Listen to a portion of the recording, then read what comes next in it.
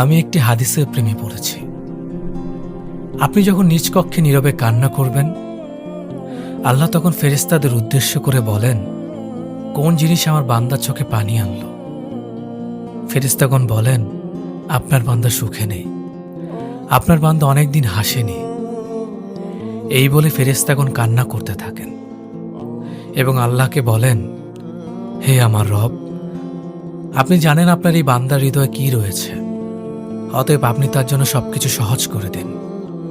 আল্লাহ বলেন, আমার এই বান্দা জীবন থেকে এমন কিছু হারিয়ে ফেলেছে যা সে অধিক ভালোবেসেছিল। অতএব আল্লাহ বলেন, আমি শপথ করছি, আমার এই বান্দা তার জীবন থেকে যা হারিয়েছে তার চেয়ে উত্তম জিনিস আমি তার জীবনে এনে দেব, যা দেখে দুনিয়া ও আখিরাতের সবাই বিস্মিত হবে।